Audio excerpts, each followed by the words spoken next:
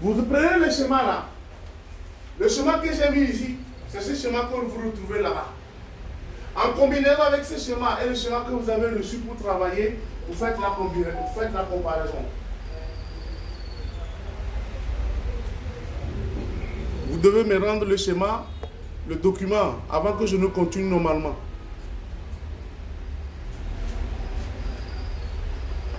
Ça va aller. Ça va aller. Pour réparer à cet homme bien. Parce qu'il a déjà fait. Pour arriver vraiment à comprendre le réseau, c'est pourquoi réparer un réseau, ce n'est pas se lever et puis commencer par souffler. C'est ce que les gens font. J'ai un problème de réseau, la chose qu'ils connaissent, c'est prendre le diluant, une fois qu'on a lavé avec le diluant, on va mettre au soleil. On chauffe le composant, on chauffe tous les composants électroniques sur le réseau. D'ailleurs, on ne sait même pas où se trouve le réseau parce que sur l'iPhone, c'est mélangé. Tandis que sur les Android, on connaît bien le réseau, on connaît bien l'alimentation. La différence en fait avec les cartes Android et les iPhones. Sur les Android, on voit directement que cette partie c'est le réseau. Cette partie c'est l'alimentation. Mais sur les iPhones, c'est combiné, tout est combiné. Il faut être un bon technicien pour connaître les composants. C'est pour cette raison que je vous demande l'étude du schéma que je vous ai donné, c'est un iPhone 6.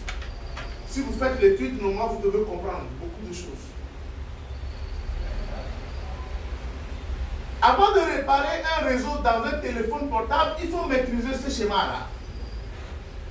Si vous ne connaissez pas ce schéma, la disposition des composants, leur rôle et leur fonction, ne vous attardez pas à vouloir toucher un téléphone.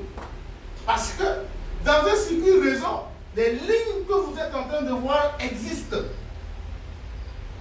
Quels sont les composants d'abord sur le réseau? On a d'abord l'antenne switch, on a le circuit réseau et on a le CPU qui va gérer un peu les informations qui viennent.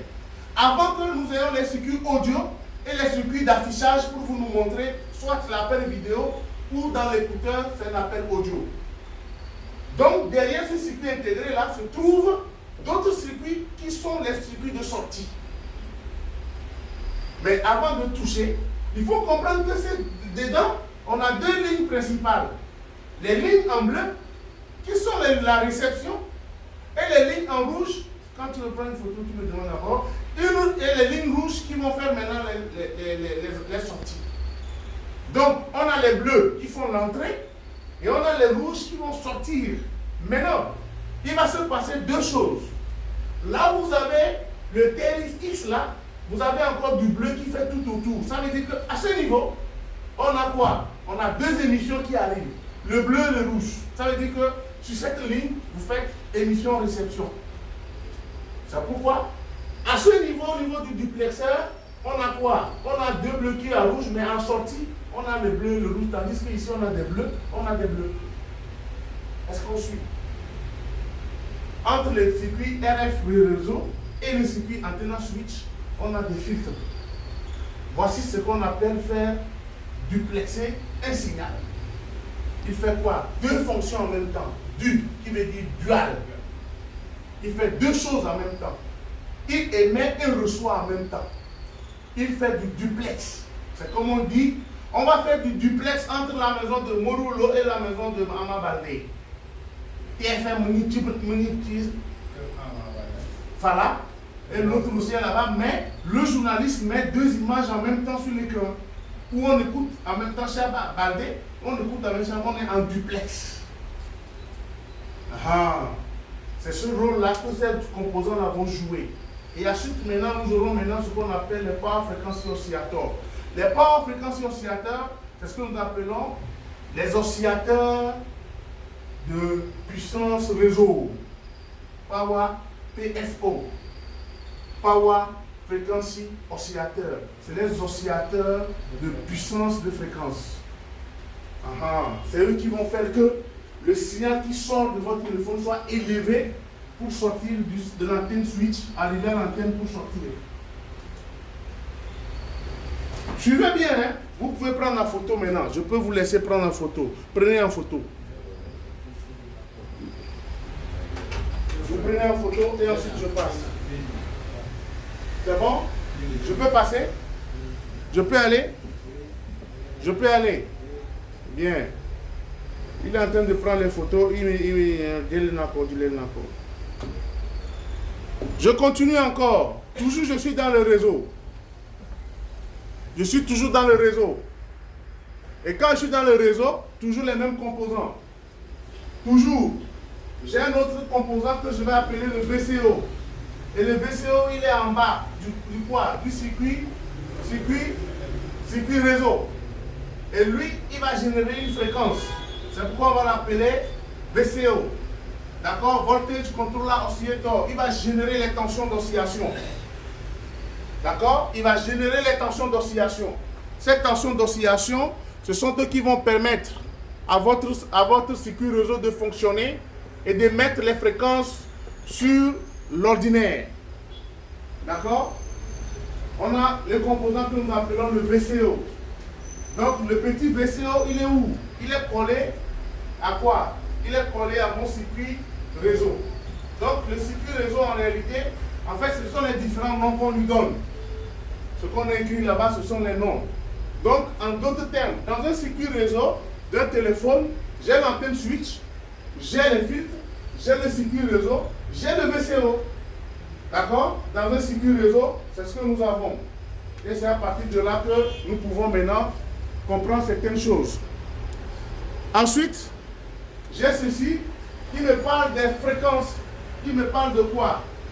Du cristal oscillator. Le cristal oscillator, le voici. C'est ce petit composant-là qui est l'oscillateur.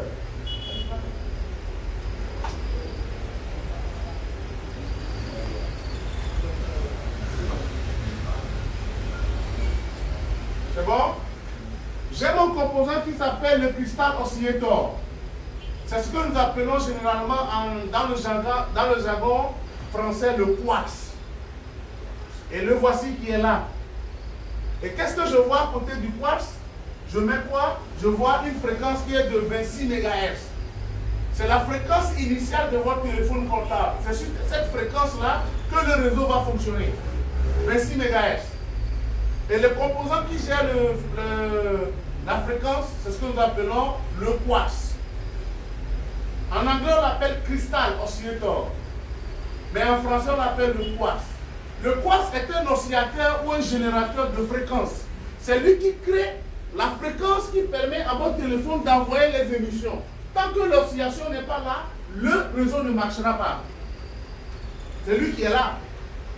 Tant que lui, il ne génère pas les oscillations, votre circuit réseau ne pourra pas émettre votre appel. Vous avez un problème de réseau.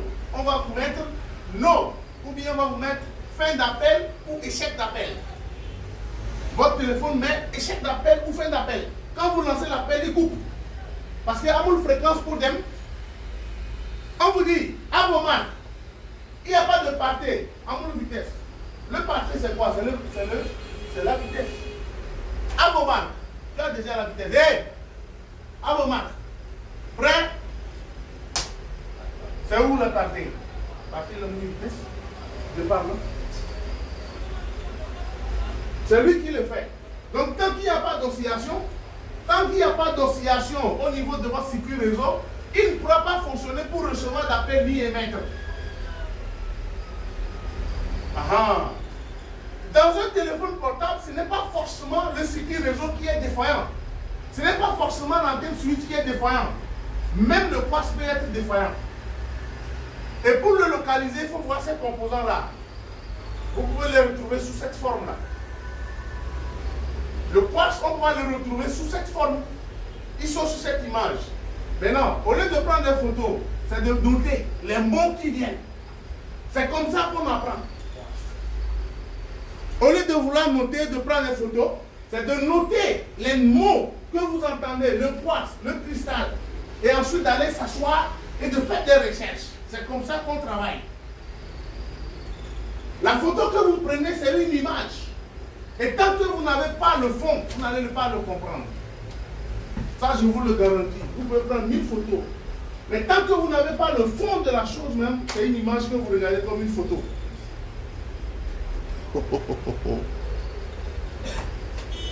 Voici mon circuit réseau.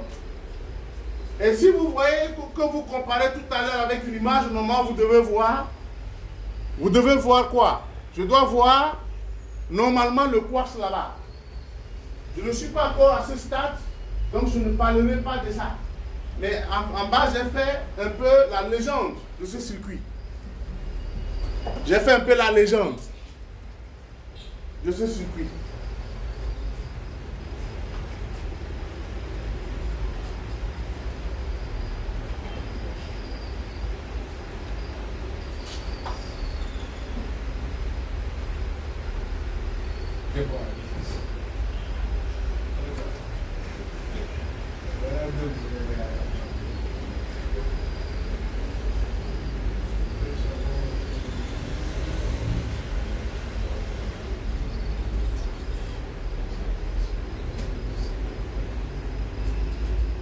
Bien.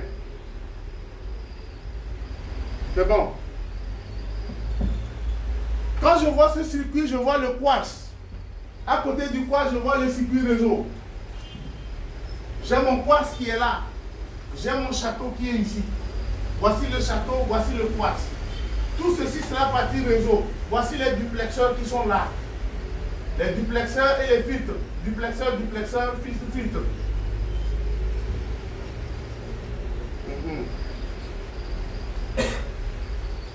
Duplexeur, filtre au milieu. J'ai le circuit réseau, j'ai le WTR, l'antenne switch, il est là-bas. Mais comme on n'est pas encore là-bas, je ne parle pas de ça. Ça là, c'est juste un avant-goût. C'est juste un avant-goût, rek. Bien. Toujours mon circuit réseau. Et ensuite, maintenant, j'ai un circuit principal. Vous pouvez prendre là, maintenant, parce que à partir d'ici, j'ai quoi? J'ai la section de réception. Voilà. Tout à l'heure, j'avais l'émission. Et là, j'ai le circuit de réception avec quoi? Avec haut-parleur. Voilà. Et ici, l'écouteur. Voici un peu la présentation de la partie réception. Avec les sorties out. Voilà un peu. L'élément qui manque ici seulement, c'est le CPU qui manque. L'élément qui manque là-bas, c'est le CPU. Donc j'ai ici en présentation quoi? J'ai l'antenne et les différents circuits. Bien, autant vous avez pris les photos, je vais vous laisser maintenant le soin. Parce que je m'arrête là-bas ici pour vous permettre de bien voir, de bien comprendre le circuit réseau. Et je vais attendre que ce soit le prochain ou lorsque vous allez me rendre le devoir que j'ai demandé, nous pourrons maintenant continuer sur le travail à faire. En attendant, nous continuons et nous allons évoluer en électronique. Right? C'est bon. Je crois que vous avez déjà l'essentiel de votre schéma. Vous avez l'essentiel de votre circuit réseau. Vous avez l'essentiel de tout le téléphone sauf le CPU qui n'est pas là. Le CPU n'est pas là. C'est le CPU seul qui manque.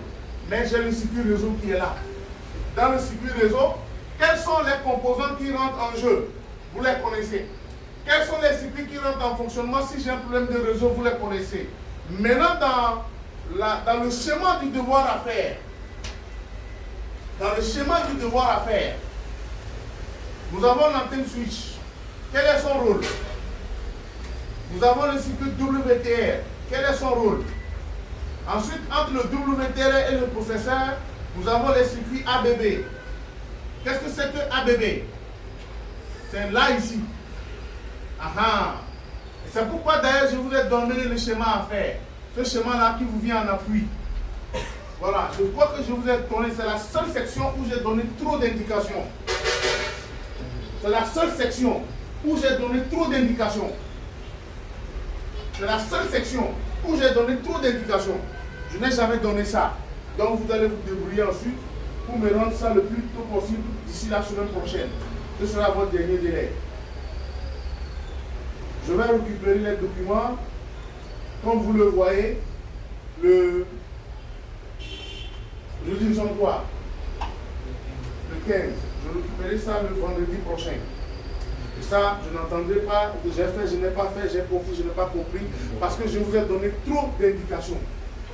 Beaucoup trop d'indications. Voilà. Je vais l'envoyer pour les deux. Et ensuite, j'ai donné trop d'indications. Hein. Le vendredi prochain. Celui-là, il n'est pas dedans. L'autre. Voilà. Je veux le prendre en document bien fait, propre, nickel. Voilà. Il faut expliquer ça à votre frère qui ne comprend pas.